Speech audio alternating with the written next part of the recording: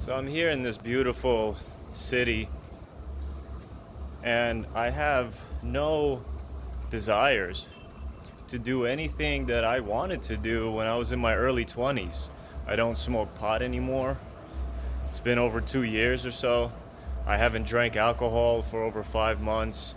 I don't eat pastries and wheat because I feel like I have a gluten allergy. So I've actually been avoiding gluten, and I've seen a major health response in my body in terms of inflammation and just other factors that I felt uncomfortable when I eat something like a pizza or a pastry. And I'm with a woman that's just incredibly perfect for me. And I don't have a problem waiting even several years to be with her instead of having this kind of one night stand of pleasure where it's not real pleasure. Once you experience love, once you experience a real connection with a human being, it's it cannot compare to those sexual desires that you get instantly when you see a beautiful woman and you're just like, wow, oh, I want to have her. But when you do, it's kind of like, okay, now I want to have another one. So it's really never ending. There's no stop to the pleasure seeking because the mind is constantly trying to be at ease, be in pleasure. But what you have to realize is that if you focus and suppress those urges and suffer, yes, you will suffer for a little bit, you will find such a greater pleasure. So much greater. I am just so high being conscious, just so happy being not on any inhibitors, not on any suppressors of my reality. And I think only this way can we actually achieve enlightenment.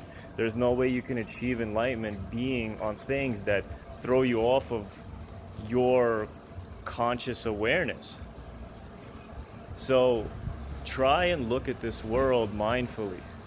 Try and look at all of these desires and what they really are. What are they really doing? Are they really evolving you? Are they really giving you the pleasures that you want? Or are they just satisfying a moment in time?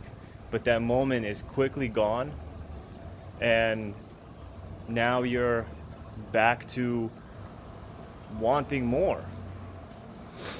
Well, I want more, but in a grand scale more. A more beyond this quick high, this quick pleasure, this hedonistic kind of like drive to just want.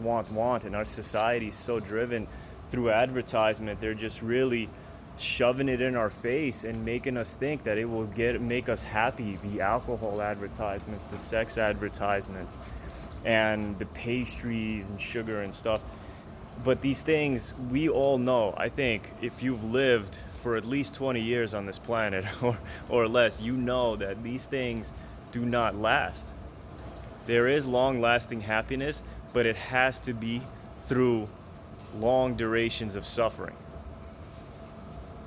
Life is not just about pleasure. If you seek only pleasure, you will end up in severe pain. This universe balances itself out all the time. There is a yin and a yang to everything, a positive and negative. So if you live life seeking nothing but positive, you will get a severe negative. So, if you think about it, well, what if I live life doing a severe negative, kind of like a lot of stress and suffering and really putting myself through difficult endeavors like what I'm about to do in Poland with Wim Hof and swimming in freezing cold water? It's not going to be very fun, but I know that there is something beautiful to gain from this.